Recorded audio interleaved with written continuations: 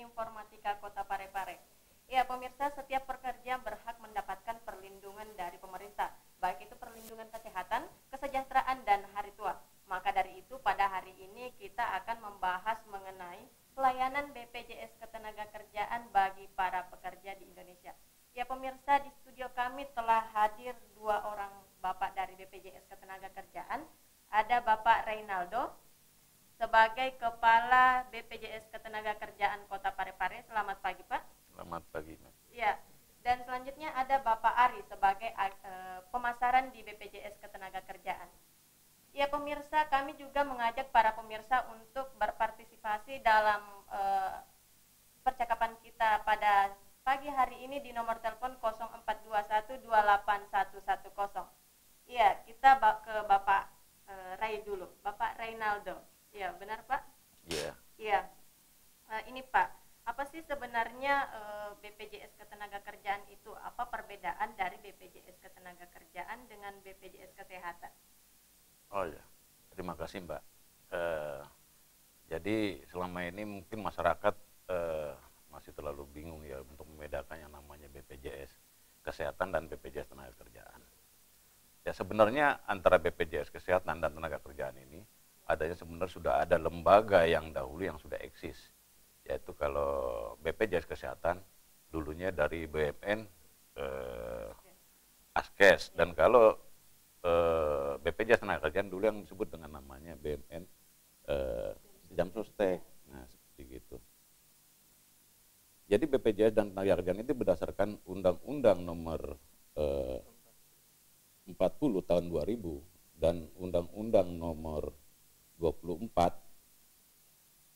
2011 di mana menyatakan bahwa BPJS Kesehatan yang diatur Undang-Undang Nomor 24 2011 yaitu pasal 5 ayat 20 huruf A yang menyatakan bahwa BPJS Kesehatan itu menyelenggarakan program jaminan kesehatan yang mana dahulu ditransformasi dari program Jamsotek yaitu jaminan kesehatan yang diambil alih oleh BPJS Kesehatan yang masuk dalam yang dulu namanya Jaminan Kesehatan Nasional. Nah, kalau untuk BPJS Kesehatan ini diperuntukkan oleh seluruh warga Indonesia.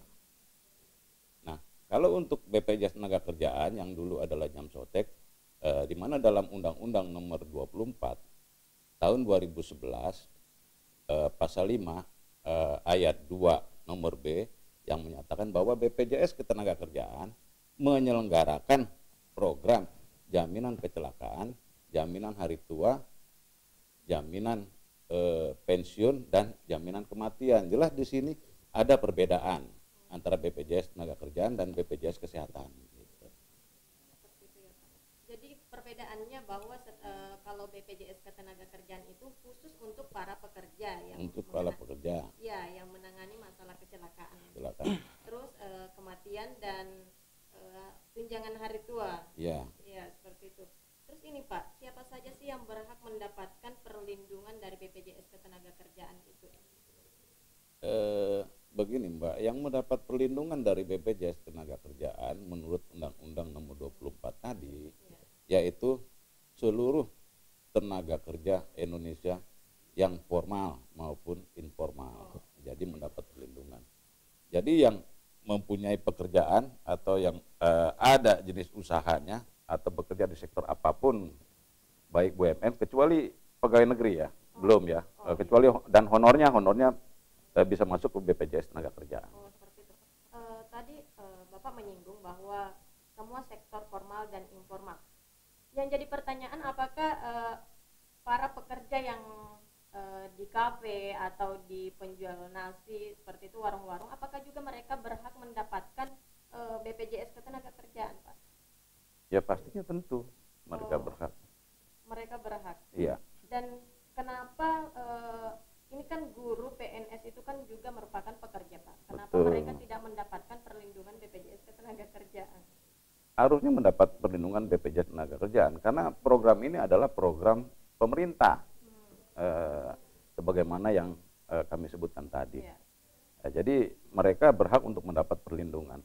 Jadi perlindungan di sini dalam arti perlindungan yang bersifat apa namanya kecelakaan yang disebabkan oleh pekerjaan, arti kecelakaan atau musibah yang disebabkan oleh pekerjaan tersebut. Jadi umpamanya begini. Jadi artinya mulai dari rumah ke tempat kerja, gitu, dan kembali ke rumah, dari tempat kerja kembali ke rumah lagi, yaitu dalam lingkup itu apabila mengalami musibah atau jadi eksiden atau penyakit yang timbul karena pekerjaan, itu sudah mendapat perlindungan dari BPJS Ketenagakerjaan. Oh, perlindungan BPJS Iya. Ketenagakerjaan yang seperti Bapak katakan tadi bahwa ada 3, yakni kecelakaan, kematian, dan hari tua. Ya artinya kalau di sini, kalau hal di sini kan berarti jaminan kecelakaan. Arti kalau jaminan kecelakaan itu otomatis mereka langsung mendapat penanganan, BPJS. bisa langsung ke rumah sakit tenaga kerja. Ya artinya masuk ke rumah sakit yang kira-kira yang terdekat gitu. Jadi kita nggak ada administrasinya seperti wah harus begini harus ini, tidak. Untuk menyelamatkan nyawa seseorang itu peserta kami jadi silakan masuk ke rumah sakit mana saja. Kebetulan rumah sakit yang kerjasama kami di sini Rumah Sakit Andi Makassau. Andi Makassau. Jadi seperti Fatima, Sumantri itu belum, Pak? Bukan artinya belum, artinya bisa masuk ke rumah sakit tersebut. Cuman tapi pembiayaannya masih dibiayakan oleh peserta dulu. Jadi kalau untuk Rumah Sakit Andi Makassau kita sudah kerjasama. Jadi nggak ada pembayaran. Jadi nanti rumah sakit Andi Makassau-nya aja yang bisa reimburse dengan kami begitu. Iya, kalau misalnya mereka ini kan kecelakaan misalnya, terus dibawa ke rumah sakit terdekat. Kebetulan yang terdekat itu rumah sakit swasta seperti itu. Bagaimana mekanisme pembayarannya nantinya seperti itu, Pak? Ya silakan aja ke rumah sakit pemerintah atau rumah sakit swasta atau rumah sakit terdekat. Kalau umpama sakit pemerintah itu otomatis kita masuk kelas 1. Kelas 1. Kalau di kelas 2 itu rumah sakit pemerintah. Jadi sesuai dengan ekuivalennya.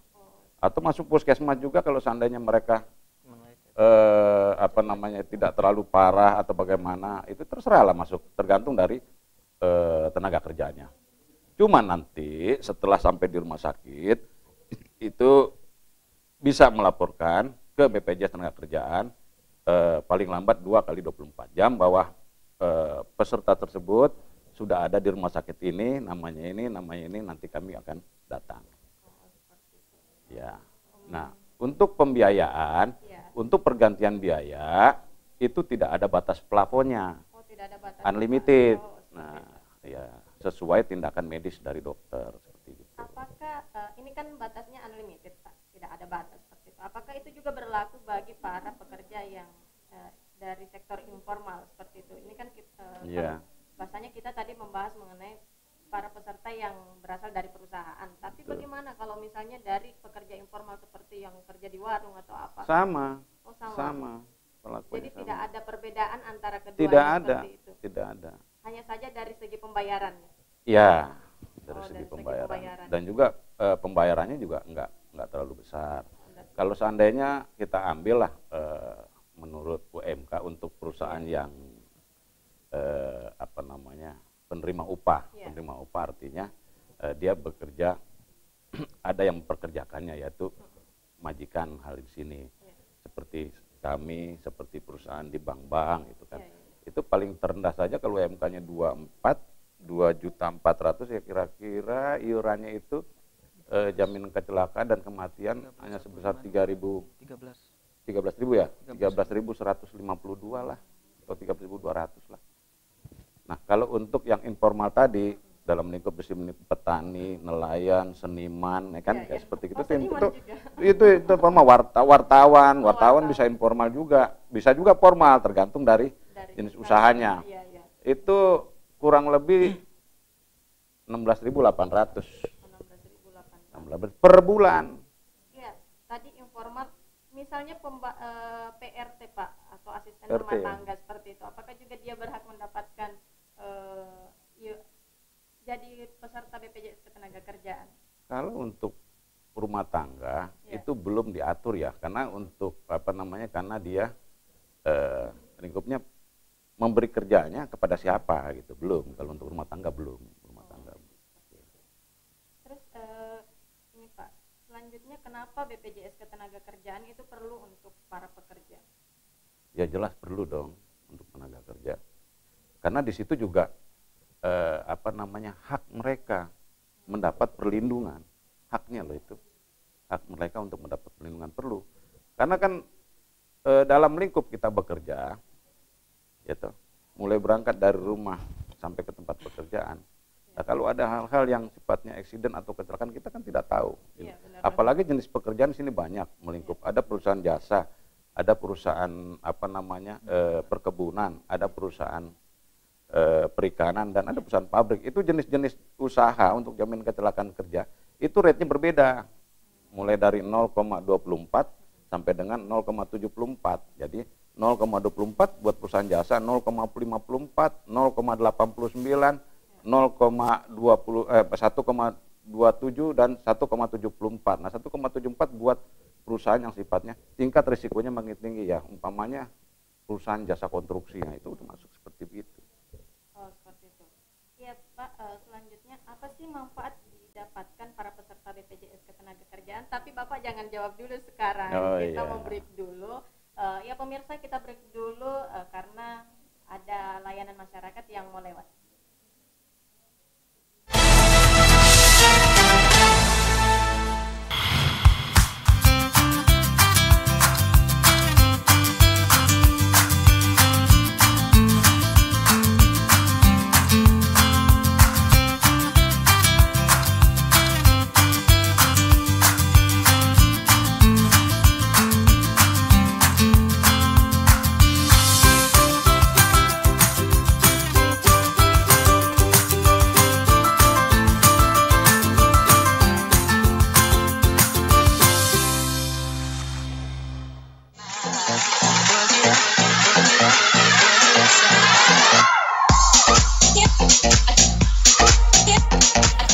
Jogging kok juga? Iya.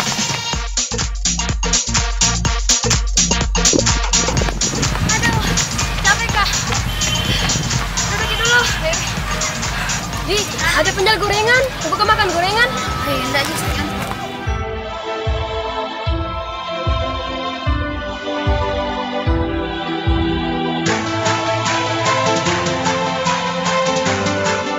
Aduh, sakit perutku.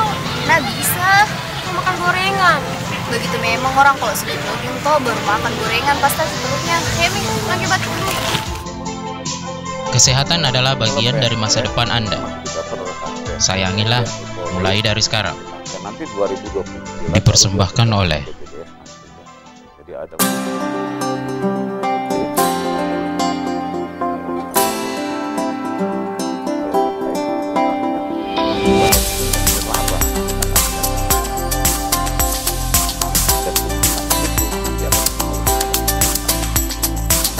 dalam bentuk ya tadi dan LT ya, kalau untuk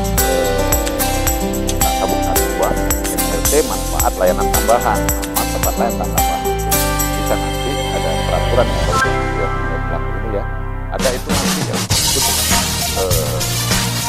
bantuan uang muka perumahan. Reboisasi adalah penanaman kembali hutan yang telah gundul akibat bencana alam ataupun akibat dari penebangan hutan secara liar. Tujuan reboisasi yaitu untuk meningkatkan kualitas hidup makhluk hidup, baik manusia maupun hewan.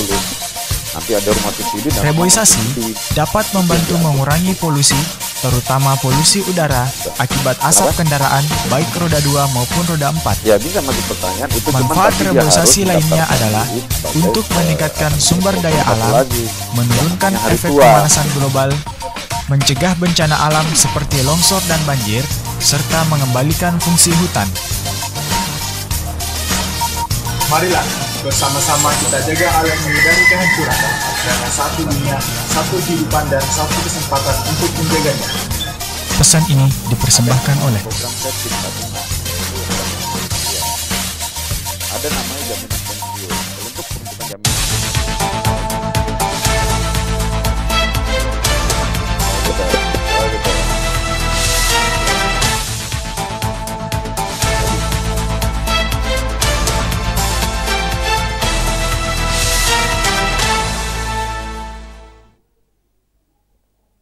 pemirsa, kembali lagi bersama kami ya talk show yang diselenggarakan oleh Dinas Komunikasi dan Informatika Kota Parepare. Ya pemirsa, kami mengajak pemirsa untuk berpartisipasi di nomor telepon 0421 28110.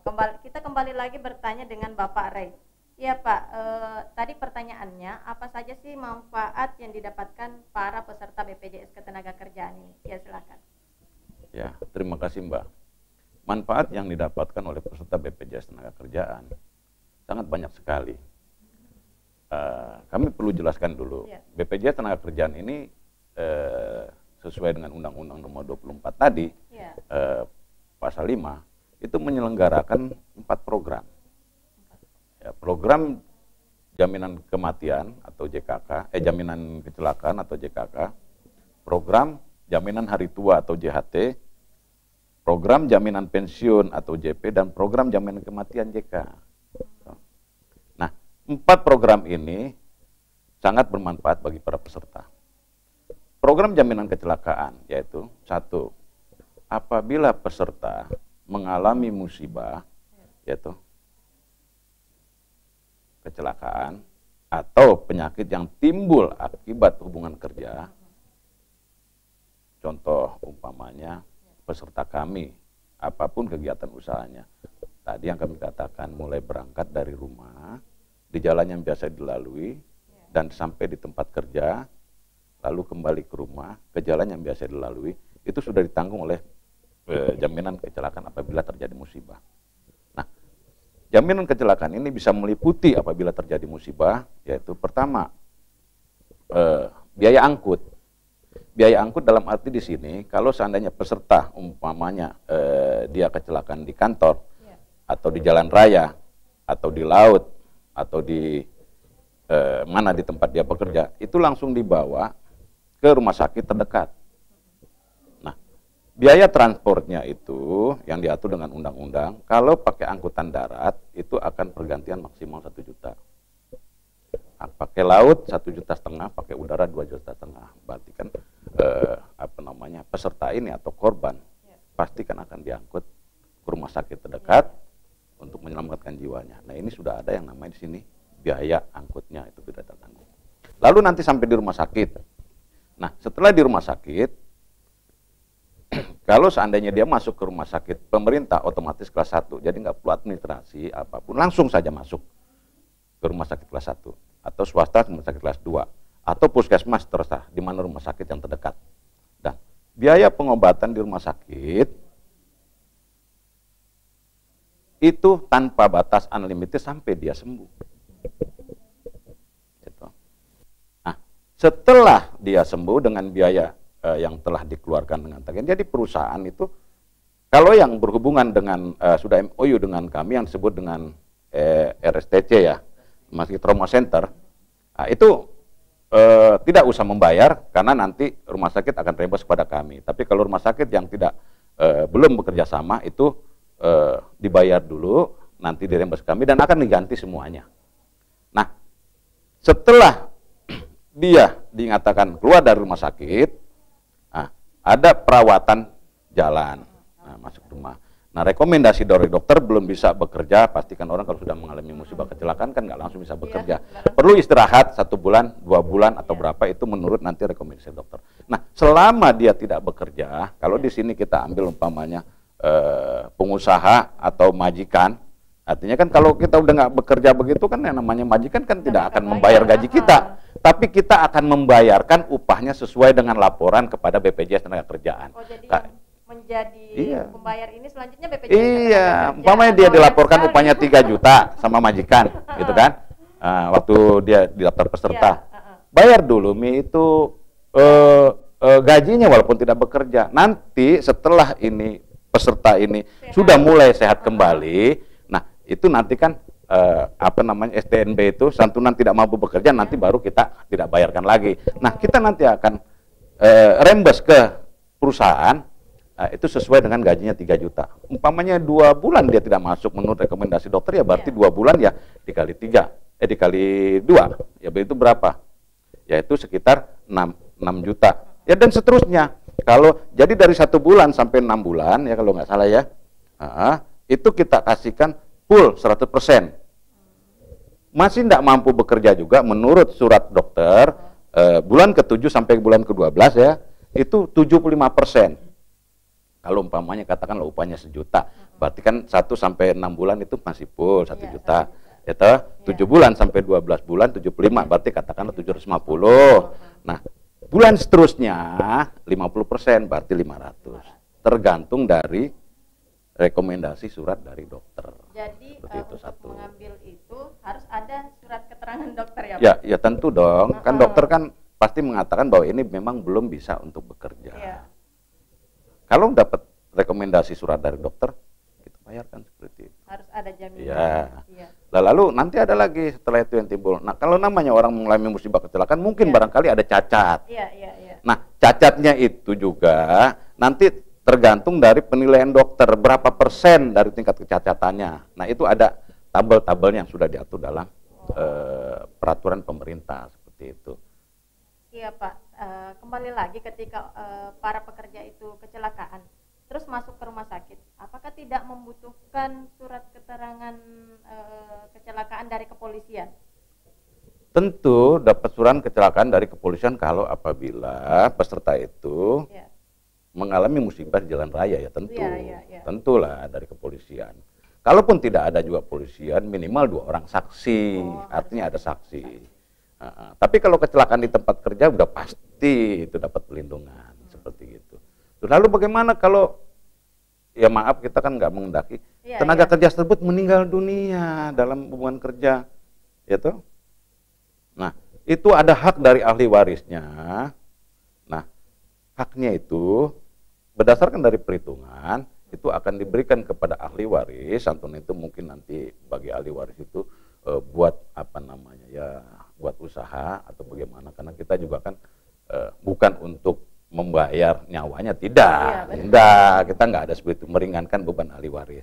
Jadi hak dari ahli waris tersebut tentunya ahli waris yang sudah terdaftar di BPJS Tenaga Kerja kan ada persyaratannya kan nanti. Nah, itu dari kakaknya itu. Jadi pertama haknya 1, santunan kematiannya itu sebesar 4 bulan gaji yang dilaporkan. 48 bulan berarti 4 tahun. Berarti kalau dia punya gaji sekitar katakanlah dilaporkan berapa ya? 3 juta ya? Ya 3 juta dikali 48 itu. Lalu ada yang namanya uang pemakaman, itu sebesar 3 juta. Ada juga yang namanya santunan berkala, itu besar 200.000 per bulan selama 2 tahun. Ya kurang 4.800.000. Dan ada lagi satu lagi yang namanya santunan beasiswa untuk anak peserta sebesar 12 juta rupiah. Tapi untuk anak yang memang tapi hanya untuk 1 orang anak. Nah, seperti itulah. Santunan yang diberikan berarti kan ya artinya di sini ahli waris dapat memanfaatkan santunan ini untuk mungkin buka usaha. Ini sudah banyak yang terjadi, dia buka usaha atau buka laundry atau apa dengan uang yang diperoleh ini. Serasa begitu. Iya, Pak. Saya pindah ke Bapak Ari mengenai mekanisme pendaftaran sebagai peserta BPJS Ketenagakerjaan itu seperti apa, Pak? Jadi untuk mekanisme pendaftaran untuk pekerja formal atau pekerja yang mendapat upah itu pihak perusahaan atau pemilik usaha atau yang mewakili dalam hal ini saya dapat berkomunikasi, dia bisa datang ke kantor kami di Jalan Kauman Sirpi nomor 108. Di situ membawa fotokopi situ usaha, kemudian itu untuk perusahaan yang didaftarkan, kemudian untuk tenaga kerjanya yang itu fotokopi KTP sama fotokopi kartu keluarga. Serta ada formulir yang harus diisi oleh pihak perusahaan dan pihak tenaga kerja. Nah, kenapa kami mencantumkan fotokopi kartu keluarga?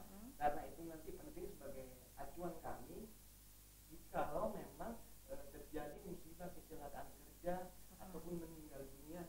Jadi kami bisa melihat di susunan itu siapa yang menjadi ahli warisnya, siapa yang berhak ya gitu. Untuk yang apa, kalau untuk penerima upah yang pekerja formal. Tapi kalau untuk sektor pedagang, tukang ojek, petani, itu kan juga berhak dia untuk mendapatkan perlindungan. Karena sama-sama tenaga kerja, jadi pemerintah mewajibkan semua yang daftar di kami harus diterima, tidak boleh ada kata penolakan. Nah itu untuk persyaratannya dia harus membawa fotokopi KTP sama fotokopi keluarga. Jadi jadi dia misalnya kayak tukang ojek, kalau misalnya perorangan dia datang sendiri ke kantor, atau kalau ada wadahnya misalnya kayak apa, perkumpulan tukang ojek, komunitas itu bisa didaftar melalui wadahnya.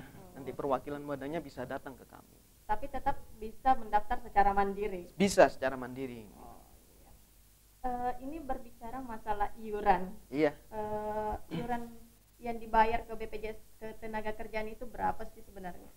Jadi yang pertama untuk sektor penerima upah, saya jelaskan terlebih dahulu. Kami ada 4 program. Yang pertama, jaminan kecelakaan kerja. Jaminan kecelakaan kerja ini jumlah iurannya itu ada rate 0,24 paling rendah, dan di rate paling tinggi itu 1,74. Seperti Pak Re yang ceritakan tadi, itu tergantung dari jenis usahanya. Nah itu untuk jaminan kecelakaan kerja. Kalau untuk jaminan kematian itu rate-nya semua sama, jenis usaha sebesar 0,30% atau 0,3%. Nah, untuk jaminan hari tua itu ada proporsional pembayaran yang dibayarkan oleh pihak pemberi kerja sama tenaga kerja itu sendiri. Nah, kalau dari pihak pemberi kerja itu 3,7% dari upah yang dilapor, sedangkan kalau dari tenaga kerja 2% nanti dipotong upahnya. Jadi total iuran untuk jaminan hari tua itu 5,7% setiap bulannya. Nah, untuk jaminan pensiun yang terakhir itu 2% dibayarkan oleh pihak pengusaha atau pemberi kerja, dan 1% dari upah tenaga kerja yang dipotong. Anggaplah contoh seperti ini, misalnya UMP Kota Parepare saat ini 2.435.625. Kalau satu tenaga kerja itu mengikuti 2 program jaminan kecelakaan dan kematian. Kalau kecelakaan dan kematian ini tadi semuanya harus dibayarkan oleh pihak pemberi kerja atau pengusaha tanpa memotong upah dari pekerja. Seperti itu. Iya, jadi untuk JKK, kecelakaan kerja sama kematian semua dibayarkan oleh pemberi kerja. Itu iurannya kurang lebih 13.152. Itu jadi setiap program ini punya iuran tersendiri seperti itu, bukan tidak seperti kita bayar misalnya 500.000 terus include semua seperti itu, enggak? Bukan. Seperti itu. Jadi kalau usaha kecil itu yang diwajibkan 2 program, kecelakaan kerja sama kematian karena sebagai dasarnya. Itu 13.152. Terus kalau perusahaan pihak pemberi kerja mengikutkan jaminan hari tua, itu kurang lebih 151.983 dengan rincian sebesar 139.000 kurang lebih itu sebagai tabungan jaminan hari tuanya. Dari total 5,7% itu tadi. Nah, untuk apa jaminan, kalau ditambah jaminan pensiun atau ikut semua program di kami itu kurang lebih 231.000 total yang harus dibayar. Jadi kalau jaminan kecelakaan kerja sama kematian itu kan kurang lebih 13.152. Itu nanti sisanya yang katakan 4 program 231.000 itu nanti manfaatnya kembali lagi ke tenaga kerja ketika dia sudah memasuki usia pensiun atau mengundurkan diri dari perusahaan. Jadi kalau jaminan hari tua, ketika misalnya selama 2 tahun bekerja, kemudian dia mengundurkan diri atau habis kontrak dan tidak diperpanjang, maka tenaga kerja tersebut dapat mengambil semua jaminan hari tuanya langsung di kantor dengan masa tunggu 1 bulan. Misalnya dia dilapor keluar per bulan Juli, berarti nanti dia baru bisa klaim jaminan hari tuanya per bulan Agustus. Seperti itu. Misalnya pekerja ini telah habis kontrak, terus dia mendaftar lagi dia mendapat kerja lagi, apakah dia kembali mendaftar ulang atau memperpanjang kepesertaannya yang tadi? Jadi begini, kalau misalnya dia pekerja sektor formal, dia bekerja di perusahaan A, kemudian dengan waktu 2 tahun Ya. dia berhenti bekerja atau habis kontrak dan tidak diperpanjang. Ya. Misalnya dia ada program jaminan hari tua juga, dan selama jaminan hari tuanya belum diambil, itu bisa dilanjutkan ke perusahaan yang baru. Oh, bisa Iya. dilanjutkan. Oh. Tetapi kalau semisal dia sudah klaim jaminan hari tuanya, maka pihak perusahaan harus melaporkan dan mendaftarkan sebagai peserta baru dengan terbit nomor baru nanti. Oh, Nomor dan kartu baru. Iya, kita ya pemirsa, kita break dulu sejenak bersama saya Johar Manikam.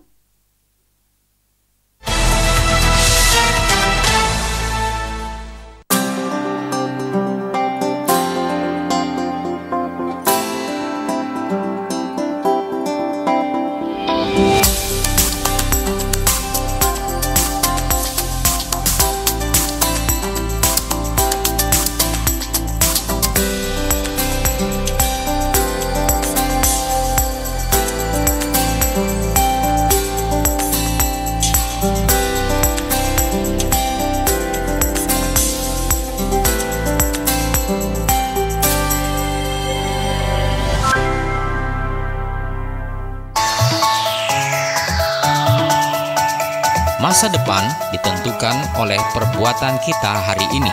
Peran pendidikan pada masa depan kita sangat penting. Masa depan yang cerah akan membuat hidup kita mudah.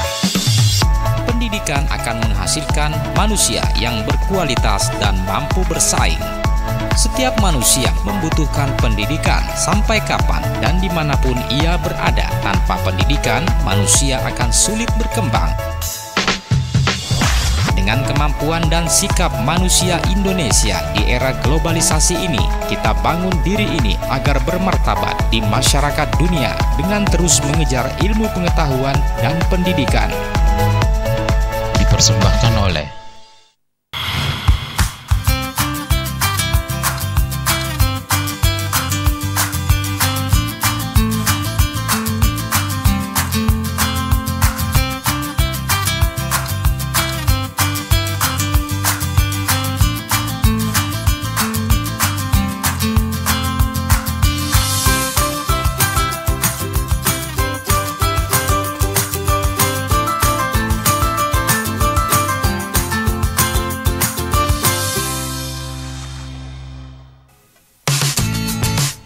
kebersihan lingkungan, cegah terjadinya banjir.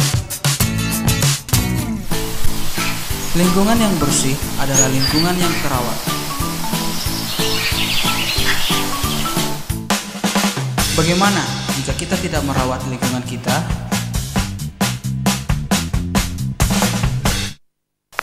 Aku mau buang sampah dulu ah. Di sini aja deh.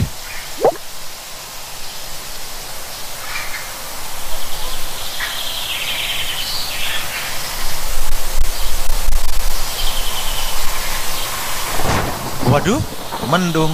Pulang aja deh.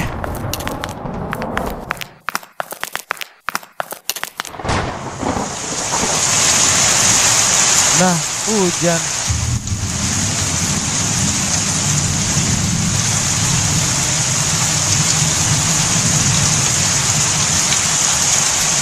Waduh, kebanjiran. Jagalah kebersihan untuk hidup lebih baik. pesan ini dipersembahkan oleh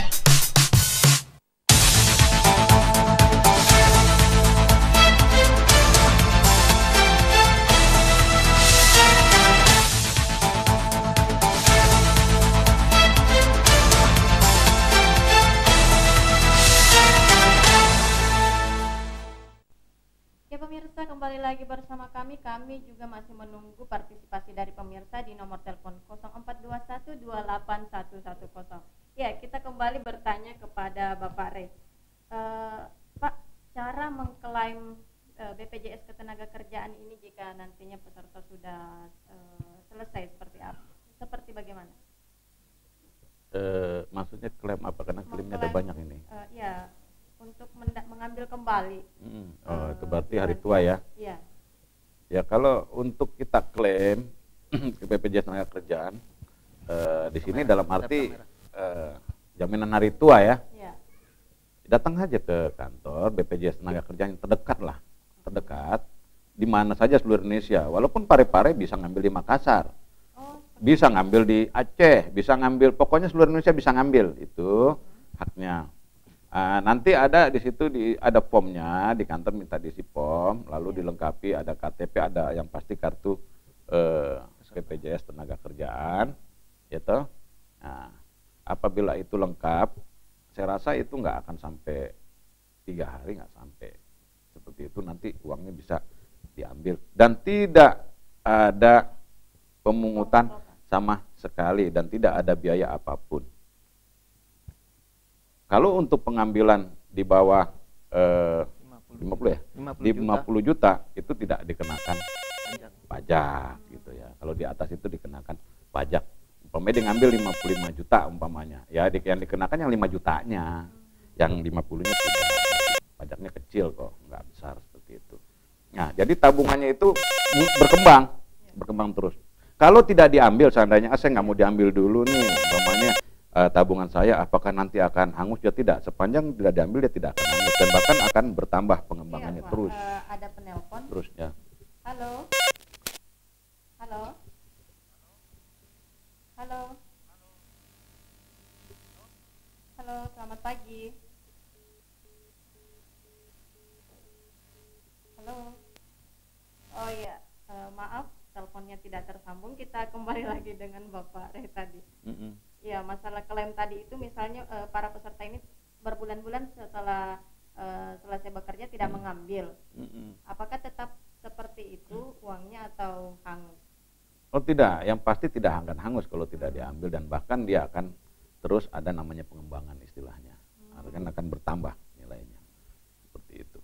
Tapi kalau nanti dia memang seandainya masih belum bekerja, tabungan juga belum diambil, lalu nanti dia bekerja di perusahaan lain, itu bisa dilaporkan saja dari perusahaan lain melalui bidang SDM-nya itu. Nanti dilaporkan ini nomor kartunya, nanti biar bisa disambungkan. Jadi saldo yang lalu zaman jadul yang nanti di perusahaan yang baru ini akan bisa tersambung jumlah seperti gitu. Walaupun ya maaf Pak sebentar. Ya halo, assalamualaikum. Halo.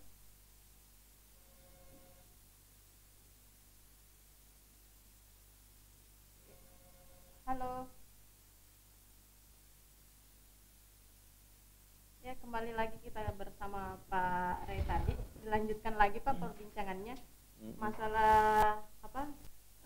Walaupun pekerjaannya ini tidak bekerja bertahun-tahun, terus beberapa tahun kemudian, misalnya 3 tahun kemudian dia mendapatkan pekerjaan lagi.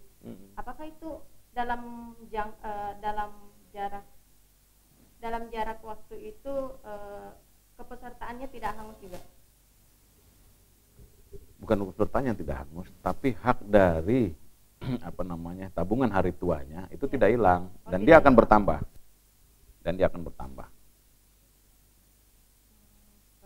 Ya, dan akan bertambah sesuai dengan kalau istilahnya namanya ada tingkat bunganya ya. Yang jelas tingkat bunga kita lebih tinggi lah dari bank. Iya. Terus tadi Bapak yang mengatakan 55 misalnya pengambilan 50 juta itu ada pajak.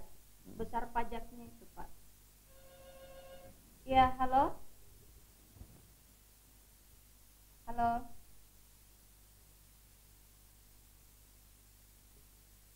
Ya, kita kembali lagi sama Bapak Rey. Besar pajaknya yang dari 50 juta ini berapa persen Pak? Saya kalau besar pajaknya nggak terlalu jelas ya masalah pajak, tapi yang jelas sesuai dengan aturan perpajakan saja di situ. Sesuai dengan aturan perpajakan. Tapi yang dikenakannya itu dasarnya nanti kelebihannya dari 50 itu. Oh, kelebihan dari 50. Kalau umpamanya dari 51 ya 50 enggak, berarti 1%-nya yang 1 jutanya. Seperti itu. Iya. Oh ya. Ya Pak, hingga saat ini perusahaan yang terdaftar sebagai peserta BPJS Ketenagakerjaan di Kota Parepare, perusahaan dan tenaga kerjanya sudah berapa besar?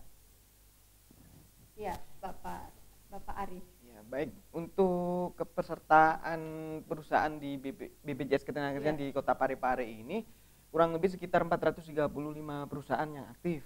Perusahaan Itu dari berbagai sektor, mulai yang kecil sampai yang besar.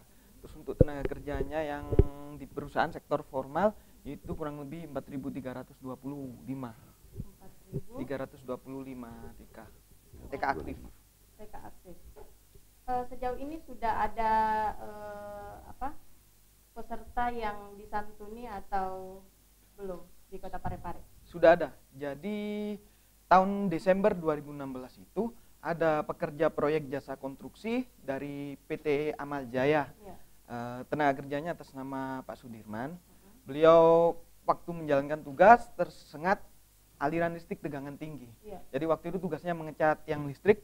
Waktu itu tersengat listrik tegangan tinggi, akhirnya dia sampai terpental jatuh ke bawah dan meninggal di tempat waktu itu. Dan pada waktu itu juga ketika pihak perusahaan melapor ke kami juga dan ahli waris mengurusnya, itu butuh waktu tidak lebih dari 1 minggu semua sudah selesai. Berapa besar santunannya, Pak? Jadi total dari klaim jaminan kematian, kemudian jaminan santunan berkala beasiswa itu kurang lebih 149.500.000. Iya. Yang diterima oleh ahli waris. Ahli warisnya. Oh iya. Dan untuk yang terbaru ini di Januari 2017 awal bulan waktu itu ada tenaga kerja dari pemilik TV media kabel. Ya. Waktu itu memasang jaringan baru di pelanggan. Waktu itu dia sama juga kasusnya tersengat aliran listrik tegangan tinggi. Ya.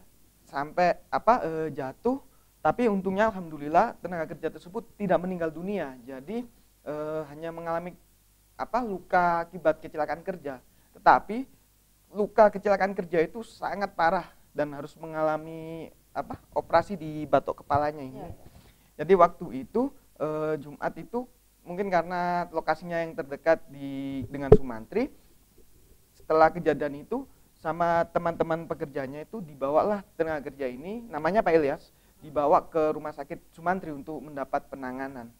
Nah, sampai di situ kurang lebih 10 hari penanganan di rumah sakit.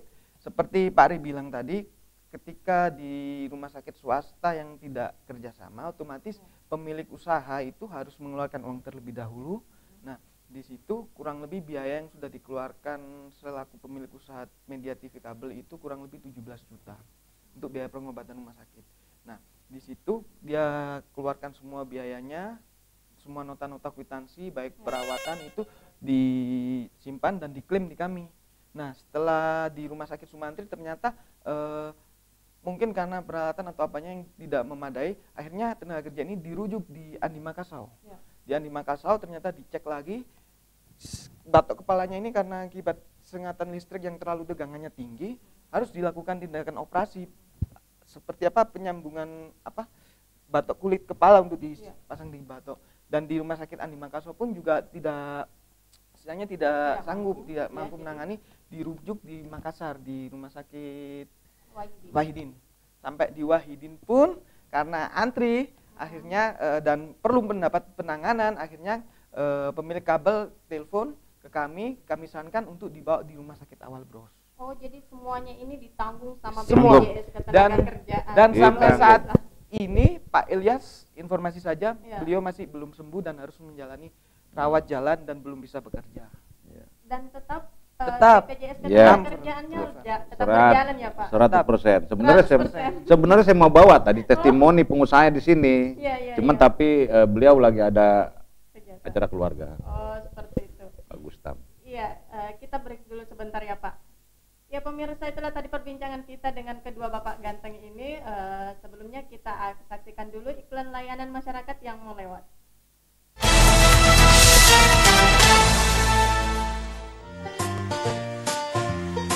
Penumpukan sampah menjadi salah satu penyebab utama pencemaran lingkungan. Karena proses kimiawi, sampah akan menghasilkan zat-zat kimia yang apabila dihirup manusia sangat membahayakan kesehatan. Dengan menerapkan sistem dan manajemen pengolahan sampah, manfaat yang diperoleh antara lain mengurangi timbunan sampah. Penggolongan jenis sampah dapat didasarkan pada komposisi kimia, sifat mudah tidaknya mengurai, mudah tidaknya terbakar, berbahaya dan tidaknya, serta karakteristiknya. Dengan pemisahan sampah, kita juga dapat ikut membantu kemungkinan terjadinya resiko pencemaran. Sayangi lingkungan kita dengan membuang sampah pada tempatnya. Pesan ini dipersembahkan oleh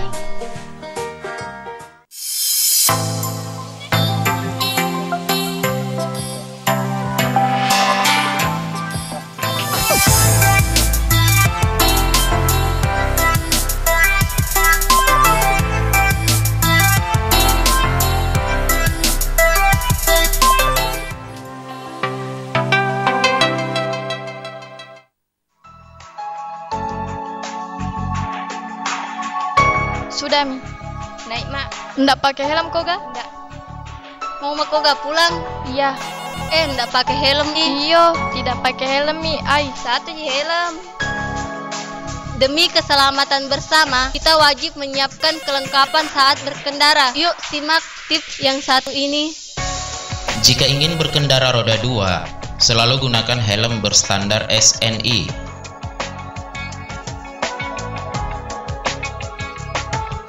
Pastikan untuk memasang pengikat helm dengan kencang agar tidak mudah terlepas. Jangan menggunakan handphone pada saat berkendara. Nyalakan lampu depan pada siang hari. Periksa kelengkapan surat-surat kendaraan Anda. Mari kita jaga keselamatan bersama dan tertib berlalu lintas. Oh iya, Pika dulu kali ambil helm dah. Ya. Dipersembahkan oleh